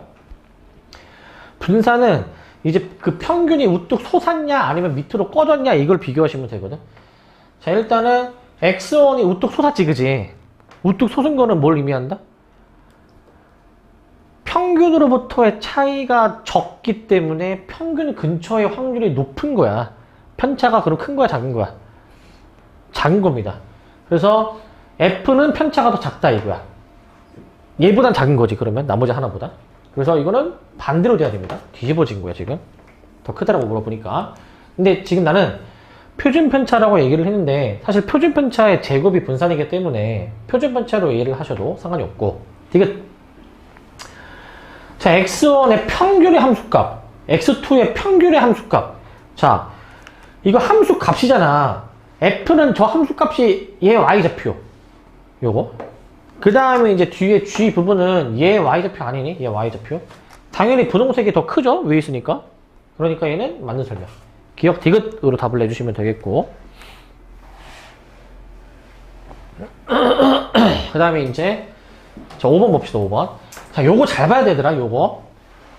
본격적으로 정규분포 들어가기 전에 이제 기본 내용에 해당되는 건데, 어떤 확률 변수가 평균이 m이고 표제 편차는 시그마인 분포를 따를 때 다음 표와 같이 뭔가 줬어. 근데 확률 변수 x가 정규 분포 저거를 따를 때 이 확률의 값을 한번 구해봐라 라는 거야. 자, 어떻게 하는지 잘 봐봐, 이거 얘들아. 잘 봐야 돼, 이거. 자, 정규 분포 곡선은 그림이다, 일단. 자, 평균을 지금 m이라고 잡았지. 자, 그 다음에 여기서 저 세 개의 값을 잡을게. 그러니까 이거 어떻게 이해해야 되냐면, 확률 변수 x가 스몰 m과 스몰 x 사이에 있을 확률인데, 스몰 x가 얘일 때에는 이 확률의 값이 0.3413이다 이 얘기야. 그러면 여기서 내가 이제 m 플러스 1 시그마, 그 다음 거는 m 플러스 2 시그마잖아. 그 다음 거는 m 플러스 3 시그마가 되는 거잖아요, 그죠? 이렇게 좀 각각에 해당되는 그 지점을 좀 이렇게 잡아가지고, 여기 좀 다시 잡아가지고 좀 표시해 놓을게, 이렇게. 그러면 얘들아, 이런 상황인 거야. m부터 m 플러스 1 시그마 여기 있지. 그러니까 평균하고 표준 편차 하나만큼 차이가 나는 부분까지에 해당되는 이 넓이가 0.3413이다 이 얘기야. 0.3413. 그리고 m 플러스 2 시그마 x자리에 m 플러스 2 시그마가 들어간다. m부터 m 플러스 2 시그마에 해당되는 요 확률이 0.477이야. 이 확률이. 요 얘기를 하는 것이고, 마지막 m 플러스 3 시그마 평균에서 표준 편차 3개까지 해당되는 이 부분이 0.4987이다 이 얘기야. 일단 이렇게 이해를 하는 거야. 일단 이 상황을 저렇게 이해를 하시는 거고, 다시 얘기하면 평균에서 표준 편차 하나 차이는 3413, 두 개 차이는 4772, 세 개 차이는 4987로 볼 수 있지, 그치? 그렇게 생각하시는데, 이제 본 문제를 봅시다. 평균이 60이고 표준 편차가 4래. 그때 48과 64 사이의 확률을 구해주래. 그럼 해보자. 그 평균이 지금 60이랍니다. 60으로 잡을게. 그리고 표준 편차는 이거 4야. 그럼 여기가 이제 표준 편차 하나 더해주면은 여기 64, 68, 72로 볼 수가 있는 거잖아요, 이렇게. 근데 우리가 따져야 되는 확률이 어디냐면은 48부터 64까지야. 48은 왼쪽으로 가야 되잖아, 왼쪽으로. 그러니까 여기서 표시해 놓자. 대칭된 이 지점이 이제 뭐가 있을 거냐면 여기가 이제 n-시그마, 여기는 n-2 시그마죠. n-2 시그마. 여기는 마지막으로 n-3 시그마가 있을 건데, n-3 시그마 이렇게 있을 건데, 얘네의 값들도 다 알 수가 있잖아. 표준표차가 4인 걸 아니까 평균에서 4 빼고 4 하나 더 빼고 4 하나 더 빼고 이런 식으로 이제 값을 문제 상황에 맞게 세팅해 놓을 수가 있죠. 그럼 이거야. 이 문제는 48과 64 사이에 있을 확률 어디 구하는 거냐면 색칠해 볼게. 48부터 64 여기 넓이 구하는 거 아니니? 여기 넓이? 여기 넓이 구해주는 거지. 근데 저기 색칠된 부분의 넓이를 어떻게 구해야 되느냐. 자, 보시면 얘들아 여기 평균 기준으로 봐봐. 평균 기준으로. 평균 기준으로 우측의 넓이. 평균하고 평균에서 표준표차 하나 차이 나는 이 넓이 아니야, 이 넓이? 여기 지금 여기지, 여기. 여기가 0.3414 맞니? 0.3414.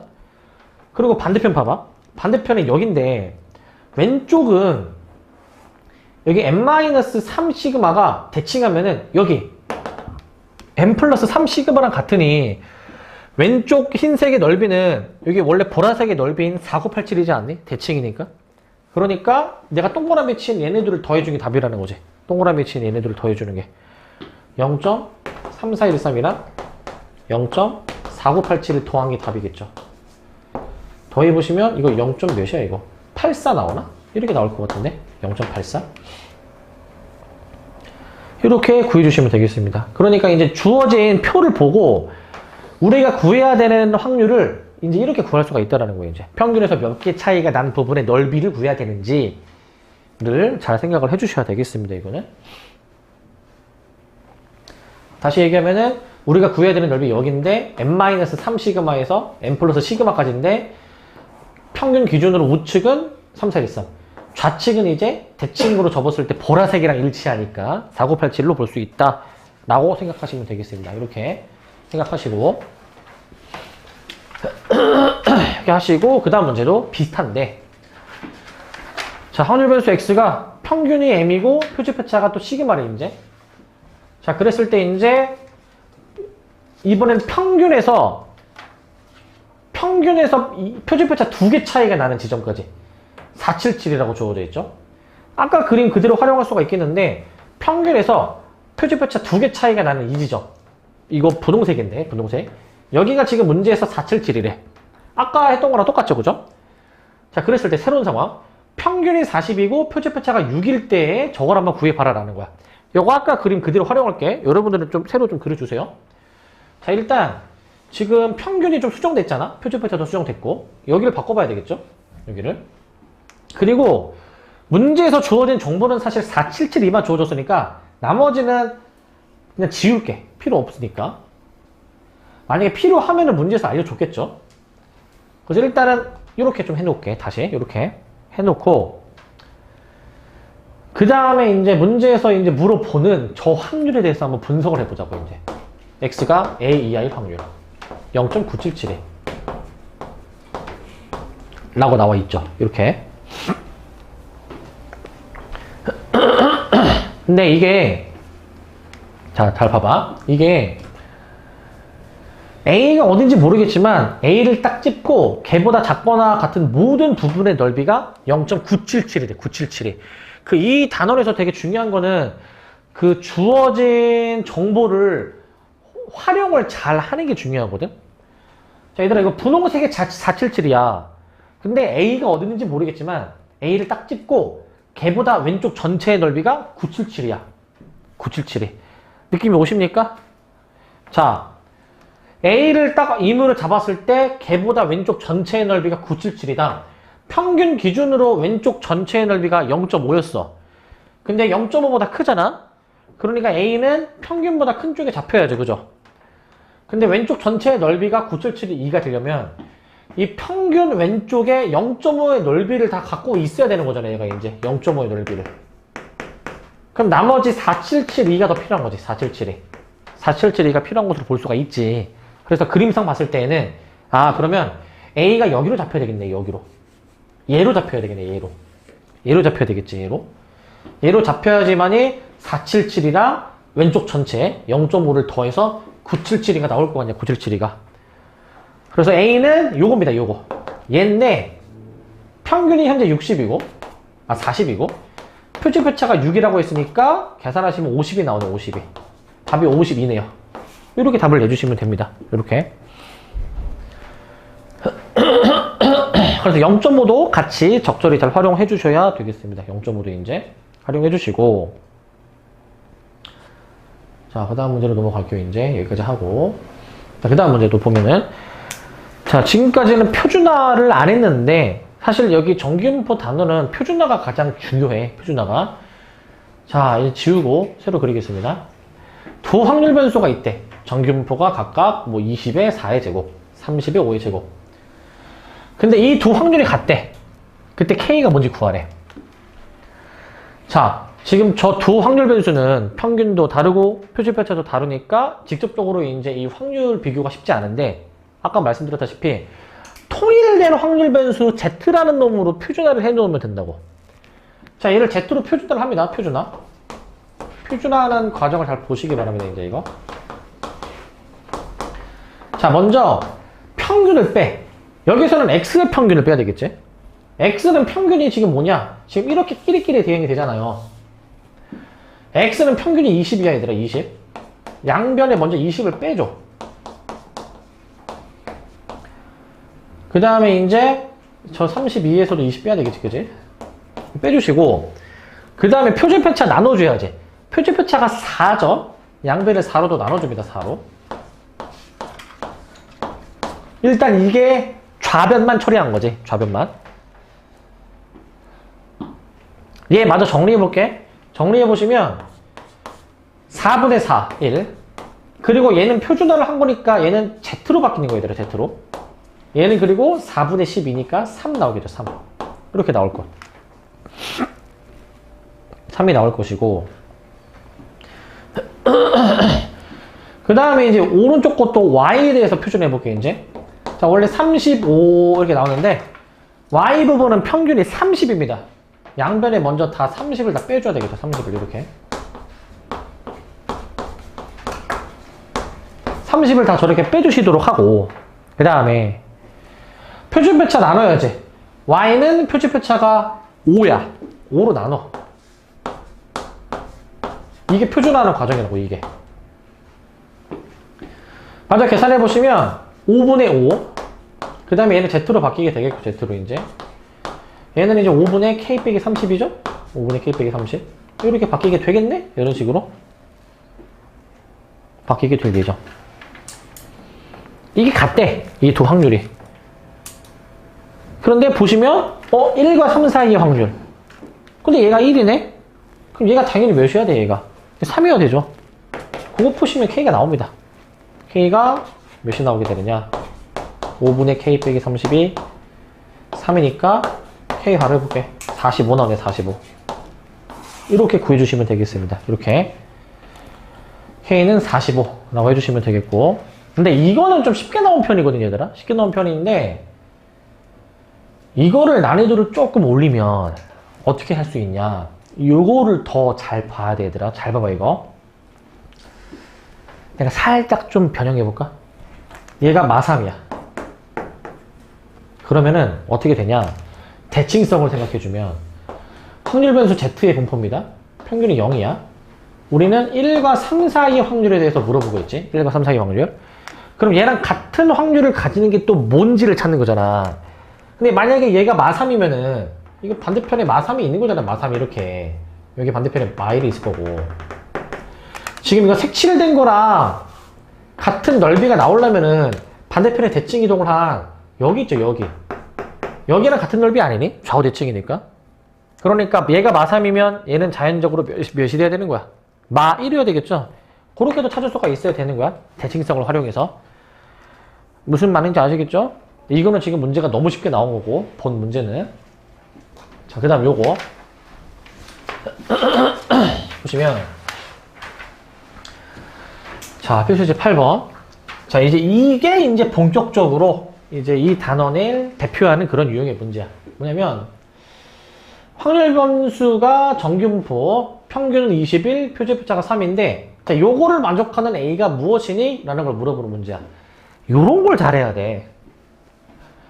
먼저, 표가 주어졌잖아. 이러한 표를 뭐라고 부른다고? 이러한 표를? 표준정규분포표라고 부르는 거야. 표준정규분포표. 이 표가 주어졌다는 얘기는 무조건 표준화 해보라 이 얘기야. 이거는 무조건 표준화. 이 표가 주어졌다. 표준화 해봅니다. 먼저 저기 주어지는 확률을 표준화를 해. 자, X에 대한 평균 21. 표준표차 3이니까 저기서 먼저 양변에 21을 다 빼자. 21을.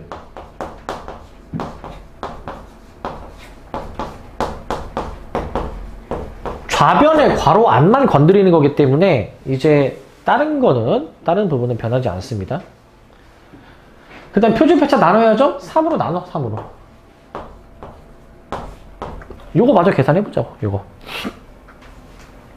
해보시면, 이게 3분의 마이너스 6이고, 얘는 이제 Z로 바뀌는 거야, Z로.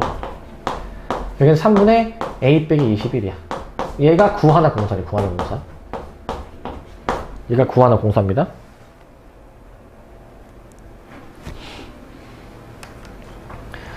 그러면은 저 확률을 한번 내가 좀 더 잘 들여다보기 위해 그래프를 그리자. 자, 지금 확률 변수 Z에 대한 그림을 그리는데 평균이 0이고 마이너스 2에서부터 어디까지 해야지만이 구하나 공사가 나오냐 이 얘기야. 구하나 공사가. 요걸 지금 찾는 거거든. 요거를. 근데 얘들아 생각을 해봐. 0.9하나 공사라는데 얘가 부호가 일단 얘가 양수일까 음수일까 이게? 얘가 양수이겠니 음수겠니 이거? 얘가 음수면은 얘가 만약에 음수에 찍히면 얘네 둘 사이의 넓이가 구하나 공사가 나오니? 애초에 왼쪽 전체가 0.5인데 구하나 공사가 나왔다는 얘기는 얘가 양수이다 이 얘기야. 적당히 이 정도 잡아가지고 얘가 3분의 A 빼기 21이다 라고 보고 얘 넓이랑 얘 넓이의 합이 구하나 공사라는 얘기야 이게. 구하나 공사. 저 두 부분의 넓이의 합을 구하나 공사라고 인식할 수 있어야 돼. 그러면 이건 뭐야? 이거 마이너스 2에서 0 사이의 넓이. 대칭 이동해서 그냥 0부터 그냥 2 사이의 넓이. 즉 요거. 이게 0.477이야 이게. 왜냐면은 스몰 z를 2로 정했을 때니까 0과 2 사이의 확률이잖아요. 그죠? 477입니다. 근데 얘네 두 넓이의 합이 얘잖아 얘. 거꾸로 얘에서 얘 빼면은 여기 나와야 되겠네. 여기가 몇이어야 될지 그지? 그럼 빼보시면 뭐가 나오게 되느냐? 0. 몇이야 이거? 4, 3, 3, 2 이렇게 나올걸? 맞나 이거? 433이 나올 거야. 그럼 거꾸로 더해보면 이게 나오죠? 그럼 0부터 어디까지 해야 433이냐? 다 표에서 주어진다. 요거잖아 요거.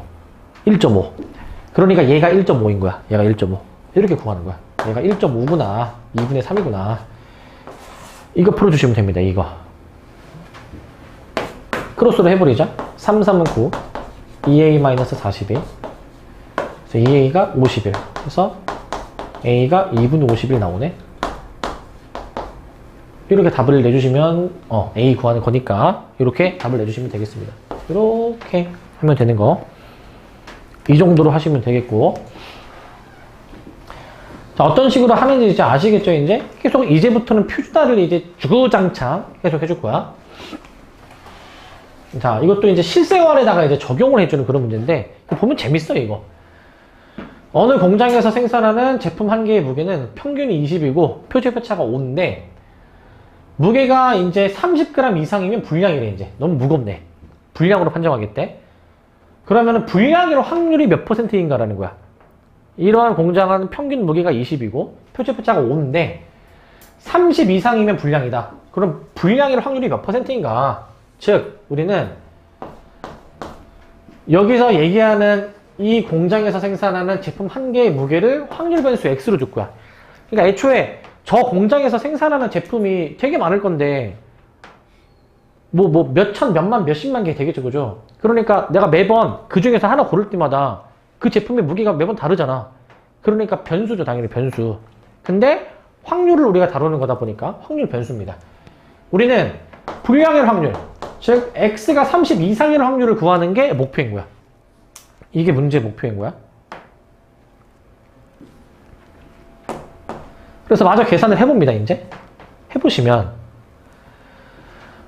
택한 제품이 불량품일 확률을 이제 구해주라.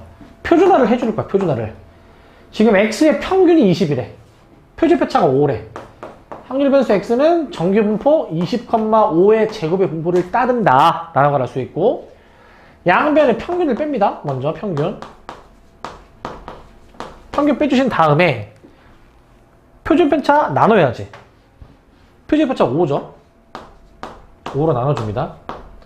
이거를 마저 계산을 해보시는 겁니다. 이거를. 그럼 이 확률 변수 원래 있던 부분은 Z로 바뀌게 되고, Z가 2 이상일 확률을 구해주는 거야. 결국에는 Z가 2 이상일 확률. 뭐 그림을 한번 그려본다면 0이고 2를 여기로 잡았을 때 여기 넓이가 몇이니? 라는 걸 구하는 거지. 여기 넓이가 몇이니? 저기 넓이가 몇이니? 그러면은 저기 넓이 어떻게 구할 거냐? 자, 평균보다 오른쪽 전체의 넓이는 0.5니까 거기서 여기 초록색 넓이 빼주면 되지 않니? 초록색 넓이? 초록색 넓이는 현재 몇이냐? 자, 0과 2 사이의 확률. 요거네, 요거. 요거 보면 되겠네, 요거. 요거 보면 되지, 요거. 이게 스몰 Z가 이제 2니까 그때 0.48이라며. 여기가 0.48인 거야.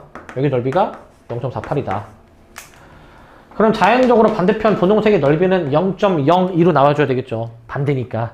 이렇게 확인해 줄 거라고. 그래서 답은 0.02. 불량일 확률이 0.02, 즉 2%로 이해하면 되겠죠. 2%. 이렇게 생각을 해주시면 되겠습니다. 자, 그래서 이제 0.5의 넓이 잘 활용을 해주셔야 되겠고, 0.5의 넓이. 답은 0.02로 적으셔야 됩니다. 퍼센티지도 뭐 틀린 답은 아니지만, 근데 여기서는 답을 퍼센티지로 쓰진 않아요, 얘들아. 그냥 그 소수점으로 쓰세요, 이제. 소수점으로. 자, 그 다음에 이제 10번. 자, 요것도 좀 이제 보시면, 어느 고등학교 학생 400명. 요즘에 너네 고등학교 한 학년에 400명까지 되는 그런 학교는 거의 없을 건데, 너네 보통 한 학교 보면은 지금 한 200명대 아니니, 보통? 200명대? 200명대지, 그죠? 라떼는 480명. 그래서 한 학년에 반이 14반이었고, 한 반에 35명 이상씩 있었던 거거든. 자, 그랬는데, 자, 400명이네. 자, 확통 시험 점수가 평균이 58, 표준 편차가 8이래. 이랬을 때, 이러한 분포에서 시험 점수가 42점과 66점 사이에 몇 명이 있을까라는 걸 구해주는 거야. 우리는 그 시험 점수를 확률 변수 X로 잡을 겁니다. 시험 점수를. 그래서 그 X에 대한 정보가 주어져 있지. 평균이 58이요, 표준 편차가 8이다라고 주어져 있는 겁니다. 구하는 확률은 그 확률과 통계 시험 점수가 42점 이상이면서 66점 이하일 확률, 저 학생 수가 몇 명인가라는 걸 구하는 거야. 명수를 구하려면은 먼저 저 확률을 구하신 다음에 전체 인원수 400을 곱하면 돼. 그냥 그렇게 구할 거고요. 지금까지 했던 것처럼 표준화해. 먼저 양변에 평균 58을 빼주시고, 58.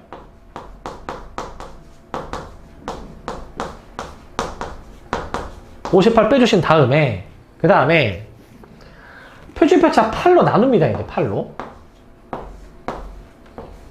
나눠주셔가지고 마저 계산을 해보자고. 이제 마저 해보시면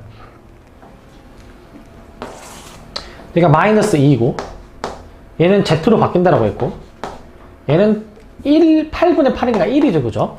이 확률을 구해주시면 된다고. 이 확률을, 이거 구해주시면 되는데, 자, 이거 그림을 한번 그려보시면, 자, Z에 대한 분포, 평균이 0이고, 마이너스 2에서부터 1 사이에 이제 여기 넓이 구하는 거지. 여기랑 여기 넓이 합을 구하는 거지. 저 두 부분의 넓이의 합. 결국 표를 보면은 이거 마이부터 0은 0부터 2로 봐야 되겠죠? 즉 0부터 2 사이의 넓이랑 0부터 1 사이의 넓이, 쟤네들을 더하면 답이네. 0.82가 되겠네. 0.34랑 0.48을 더해주시니까 0.82라고 답을 내주시면 되겠죠. 이렇게 이 정도로 풀어주시면 되겠습니다. 근데 아직 답은 아니죠. 학생수를 구하는 거니까 여기다가 최종적으로 곱하기 400까지 해주면 되겠지. 곱하기 400. 그럼 몇이야 이거? 428, 48에 32, 328 이렇게 나오네. 이게 진짜 최종 답이네. 328명이 저 범위 안에 있더라 라고 봐주시면 되겠습니다. 근데 이제 실제 보통 학교 시험 보면은 수학 같은 경우에는 이제 막 수포전도 많고 하니까 편자가 저렇게 작진 않거든. 보통 편자가 한 저거의 3배 정도 나와요. 3배. 3배 정도 나와서, 그래서 만약에 이렇게 한번 예를 들어보자. 보통 평균이 58점 정도 나올 수 있잖아, 학교 시험 봤을 때. 그러면은 이제 만약에 그 표지표차를 만약에 내가 24점으로 한번 잡아볼게. 3배로. 그러면은 약간 이렇게 보시면 됩니다. 여기서 16을 더 빼서 26부터 여기서 16을 더 더해가지고 82점. 그러니까 평균이 58이고, 그 다음에 이제 표지표차가 24점인 이런 분포. 이게 아마 좀 이상적인 분포 같거든. 보통 너네 학교 시험에서. 그랬을 때, 그 시험 점수가 26점과 82점 사이에 있는 학생 수는 400명 중에서 이만큼 있다 라고 생각해주면 돼. 이만큼 있다.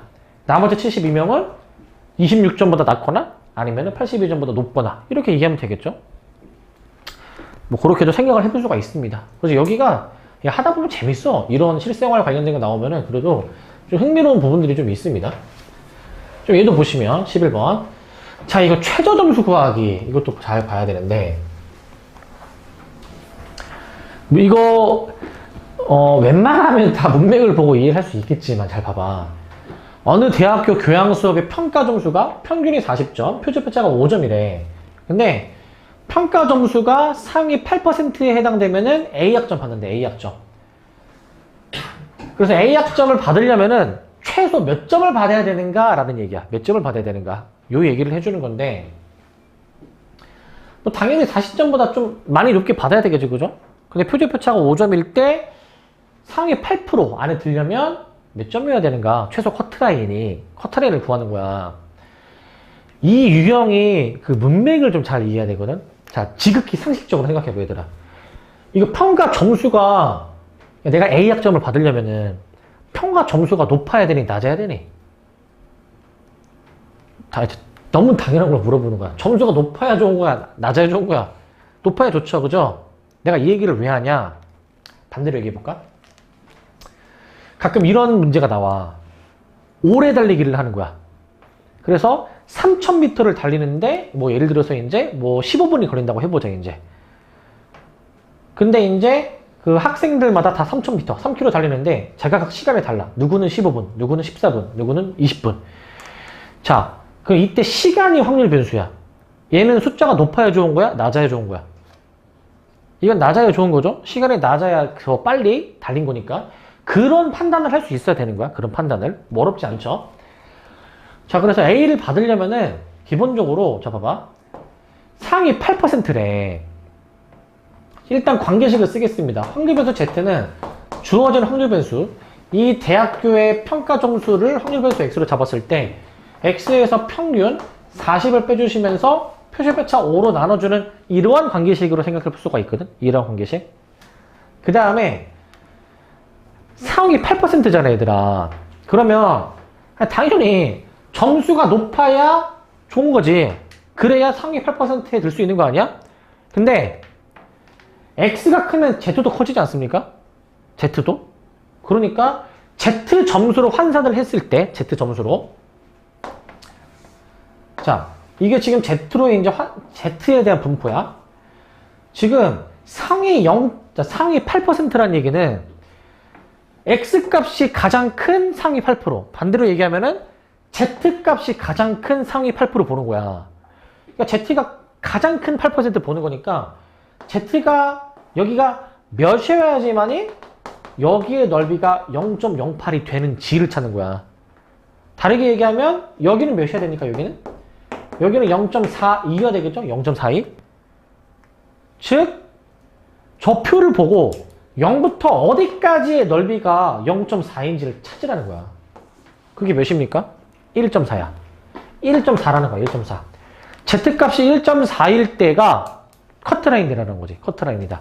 근데 우리는 그 Z를 구하는 게 아니라 원래 이 평가 점수에 대해서, 즉 X에 대해서 알아야 되니까 Z가 1.4일 때 이 X가 무엇이니? 라는 걸 구하는 거라고. 이 X가 무엇이니? 그럼 이제 양변의 분모 5 곱해주니까 7. 그래서 X가 47. 이렇게 나오는 거지. 47점만 받아도 상위 8%다 이거야. 상위 8%. 이렇게 보시는 겁니다. 근데 약간 점수가 되게 낮아 보이잖아. 아니 평균이 40점이고 표준편차가 지금 이제 몇이야? 5점이잖아. 근데 47점. 평균에서 별로 차이가 안 나는 것 같잖아? 근데 이게 상위 8%에 해당되는 커트라인 점수인 거지 이게.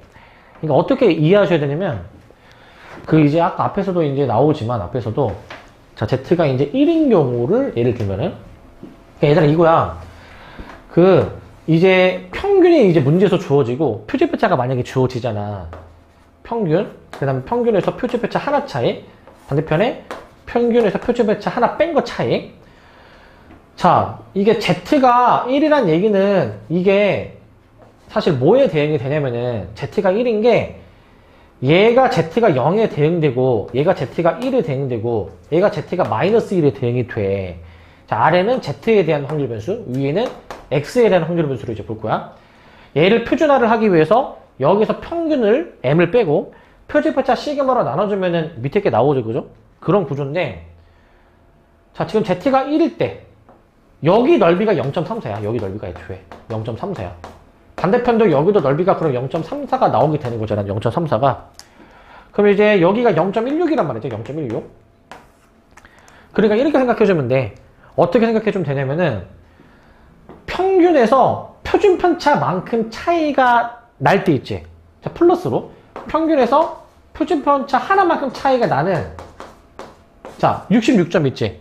66점 받았으면은 상위 16%라는 거야. 상위 16%. 그러니까 생각보다 고작 6.8점밖에 안 올랐는데 할 수 있잖아. 근데 상위 16%에 해당되는 점수로 인식을 하면 돼.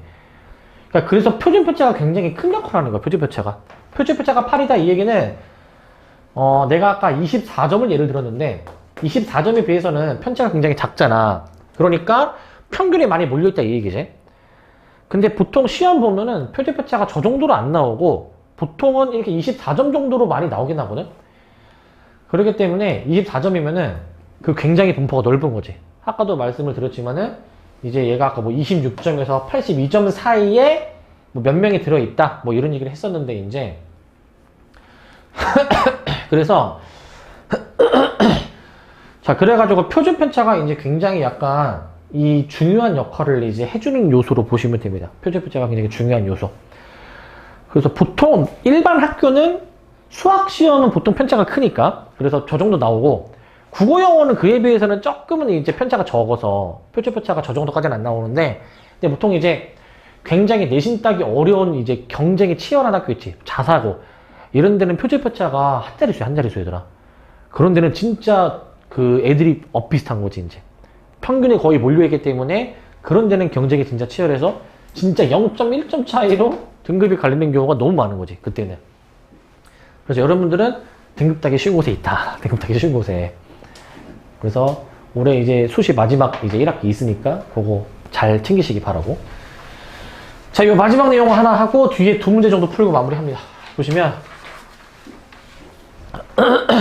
우리가 전 시간에 배웠던 이항분포를 정규분포랑 연관을 지어보는 거거든. 자, 뭐 할 거냐면은 주사위를 n번 던질 때 1이 몇 번 나오느냐를 한번 따져볼 거야. 이제 1이 몇 번 나올까. 이항분포로 따지면 지금 n번 던지니까 이항분포 b n, 1이 나오는 게 기준이기 때문에 1이 나올 확률 6분의 1로 볼 수가 있잖아, 그지? 근데 지금 여기서 뭘 하는 거냐면은 n이 11대, 31대, 51대 저 확률 변수 x가 등장할 확률을 여기다가 표시한 겁니다. 보시면 앞에 노란색이 n은 10인데 그러니까 10번 던졌을 때 그 1이 몇 번 나오는지에 대한 확률을 지금 다 구해놓은 거거든, 이제. 그냥 대충 생각해봐, 얘들아. 10번 던지면 1이 몇 번 정도 나오겠니? 보편적으로. 대충 몇 번 정도 나오겠니? 아예 안 나오진 않을 것 같고, 한 번 정도 나오지 않을까, 최소한? 5번 이상, 절반 이상 나올 것 같진 않고, 대충 뭐 한두 번 정도가 많이 나올 것 같아, 이제. 그래서 이거 보시면, 이제 여기 지금 10번 던졌을 때 1이 아예 안 나올 확률이 0.15보다 살짝 크대. 즉 15%보다 살짝 크죠. 한 번 나올 확률 한 번 30 몇 %. 두 번 나올 확률 30% 살짝 아래. 뭐 세 번 나올 확률 15%. 이렇게 지금 이제 구해 놓은 건데, 노란색의 분포를 보시면 되게 약간 좀 별다른 규칙이 없어 보이거든요. 근데 시행 횟수를 점점 크게 할 거야. 30번 분홍색, 50번 파란색인데, 시행 횟수를 크게 하고 나니까 약간 모양이 어떤 모양이니? 보니까 이거 어떤 모양 나오니? 이거 우리가 방금 전까지 했던 정규분포 모양에 가까워지지 않니? 정규분포 모양에. 자, 요게 이제 이항분포를 정규분포로 근사시키는 거야. 근사시키는 거. 이항분포랑 정규분포는 아예 확률 변수 네이밍 자체도 다르고, 이항분포는 이산확률 변수, 우리가 지금 하는 정규분포는 연속확률 변수다 보니까 아예 달라 보이지만, 이항분포에서 시행횟수를 충분히 크게 하면은 정규분포처럼 이제 나오게 된다, 이거야. 정규분포처럼 나온다. 자, 그러면은 요 내용을 지금 왜 배우는지를 뒤에서 이제 볼 겁니다, 이제. 자, 그래서 n의 값이 커질수록 점점 정규분포처럼 근사되니까 이항분포 문제를 정규분포처럼 풀 수 있다, 이거야. 이게 굉장히 강력한 도구인데 왜 그런지 이따 설명을 하고. 그래서 확률 변수가 이항분포를 따를 때 n이 충분히 크면은 근사적으로 정규분포 뭘 따르시냐면은 이제 요거를 따르게 됩니다, 이제. 정규분포 n, 이 이항분포의 평균, 이 이항분포의 분산에 대한 분포를 따르게 됩니다. 이렇게.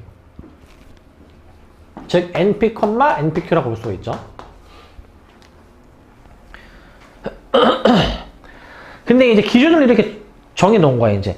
그러면 평균적으로 한 어느 정도일 때 정규분포를 근사해서 볼 수 있느냐.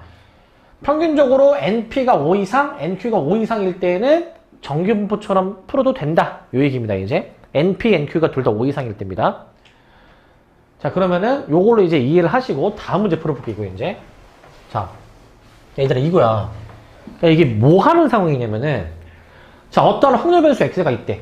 이항분포 100,5분의 1의 분포를 따르는데, 이제 x가 24 이상일 확률을 구하라는 거야. 그러니까 뭐냐면은, 내가 어떤 상황을 한번 가정을 해볼게. 자, 예를 들어서 볼게. 자, 뭐 상자가 서로 다르게 생긴 상자가 5개가 있어요, 이제. 알겠지? 5개가 있는데, 내가 매번 이 상자 5개 중에서 하나를 선택을 할 거야. 하나를 선택을. 그 선택을 100번 할 거야, 이제. 100번을. 뭐 어쩔 때는 이것도 선택해보고, 어쩔 때는 다른 것도 선택을 해보고, 100번 할 때마다 매번 다른 선택을 하겠죠, 이제. 근데 알고 보니까 그 5개의 상자 중에서 어떤 특정 상자 하나에 이제 선물이 있는 거야, 선물이 이제. 선물이 있어가지고 그 선물을 내가 이제 얻는 상황이라고 가정해볼게, 이제. 자, 그러면은 내가 이제 그 선물이 들어있는 상자를 고를 확률 5분의 1을 구해, 이제 5분의 1. 근데 그 작업을 100번 할 거야, 100번. 100번을 하는데, 이 선물이 있는지는 몰라, 아직은. 선물이 어디에 들어있는지 모르고 그냥 100번 고르는 거야. 근데 골랐을 때 내가 그 선물이 있는 상자를 100번의 시도 중에서 5분의 1의 확률로 내가 랜덤으로 이렇게 고른다 치면은 선물이 있는 상자는 평균적으로 얘네들이 곱한 NP 20번 정도는 고르게 될 거야. 20번 정도는. 근데 꼭 20번이 나오진 않죠. 물론 랜덤하게 하다 보면은 운이 안 좋으면은 얘를 빵번도 고를 수도 있는 거잖아, 그지? 희박하겠지만. 근데 우리가 문제에서 물어보는 확률이 이거야. 24 이상일 확률을 물어보는 거야. 이 선물이 들어있는 상자는 100번의 시도 중에서 뭐 20번 선택이 될 수도 있고 아니면은 25번 선택이 될 수도 있는데 24번 이상 선택이 될 확률, 즉 24부터 몇 가지? 100가지지. 그 확률의 총합을 구하라는 거야, 총합을. 그럼 원래는, 이건 쓰지 마시고 봐봐. 그럼 원래는 이항분포로 얘를 풀려면 얘들아, x가 24일 확률하고 x가 25일 확률하고 쭈르륵 해가지고 어디까지 더해줘야 돼 이걸 이제? x가 100일 확률까지 다 계산해서 더해야 돼. 근데 이거를 이항분포잖아. 이항분포 어떻게 써야 돼? 100시 24 5분의 1에 24제곱 나머지 5분의 4에 76제곱. 내가 지금 이거 하나 쓴 거야. 이거 하나. 이걸 계산해야 돼. 이거를. 굉장히 빡센 계산이란 말이야. 그리고 그거를 수십 개의 항을 더해야 돼. 끔찍한 일이야. 그런데 우리가 방금 전에 얘기한 이항분포가 특정 조건을 만족을 시킨다면 NP, NQ가 둘 다 5 이상이면 정규분포처럼 풀어도 된다라고 했어. 이렇게 할 필요가 없다 이거야. 이렇게 할 필요가 없다. 그럼 정규분포를 어떻게 푸느냐 보시면 먼저 확인을 해보자. NP, NQ가 진짜 5 이상인지. 얘네들이 곱한 게 NP잖아. NP가 20이니까 5 이상 맞습니다. NQ는 Q가 5분의 4기 때문에 80입니다. 얘도 5 이상이니까 정규분포 근사 가능한 거야 이게. 그렇기 때문에 저 확률 변수가 정규분포 자 20, 몇이야 저거 NPQ.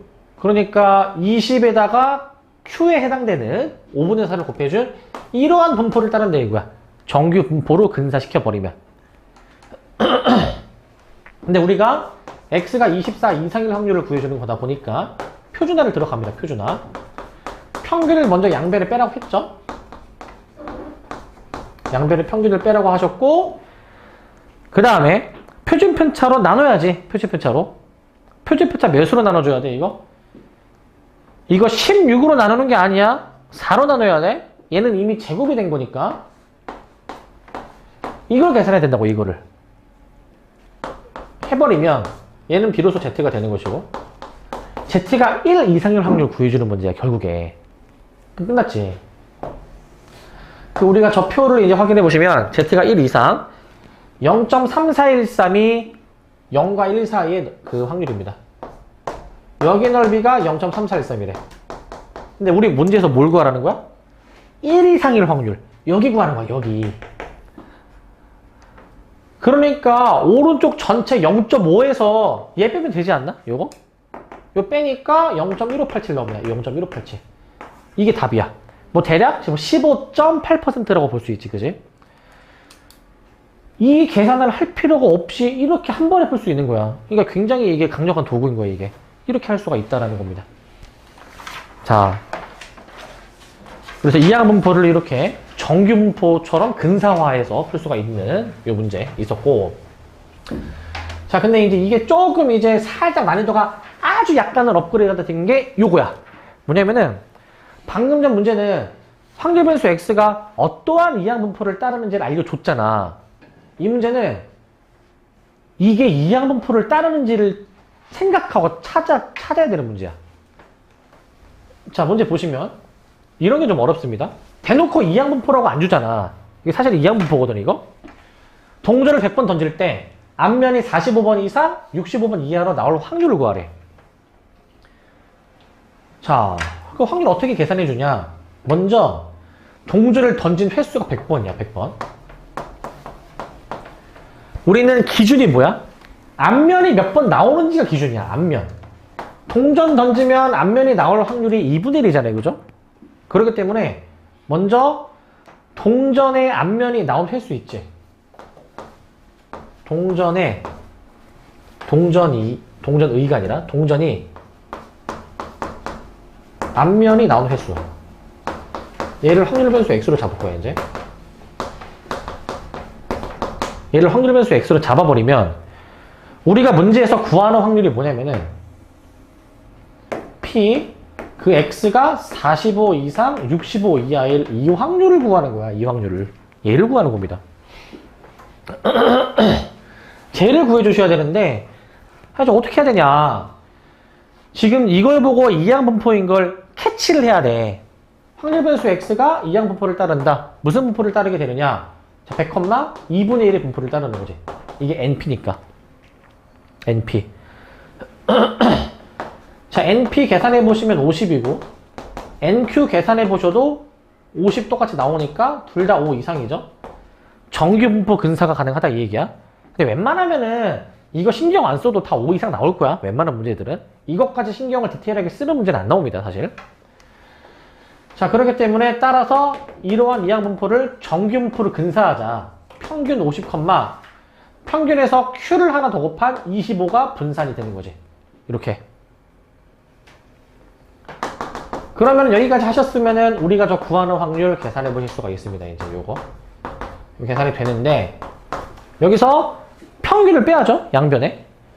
평균 50을 뺍니다. 50. 45에서 50을 빼주시고, 먼저, 여기 65에서도 50을 빼주신 다음에, 그 다음에 표준 편차가 25가 아니라 5라고 했어. 5로 나눠주시라는 거예요. 5로. 나눠주시라. 이거를 마저 계산을 해보라. 이거를. 라는 건데, 계산해보시면 마이너스 1하고 Z하고 3 사이의 범위로 나오게 되잖아요. 그죠? 표 보고 구하면 되는 거지. 이제 표 보고. 마이너스 1에서부터 3까지. 여기 넓이랑 여기 넓이 합을 구하는 거잖아요. 그지? 양쪽. 마일부터 0까지의 넓이는 대칭성 3413이랑 같을 것이고, 여기는 0.3413. 오른쪽 0부터 3까지는 여기 4987이랑 같을 거야. 0.4987. 얘네들을 더해주면 답입니다. 더하면 이거 0.84 나오네. 0.84. 84%의 확률로 이 동전이 이렇게 나온다라고 보시면 되겠습니다. 여기까지.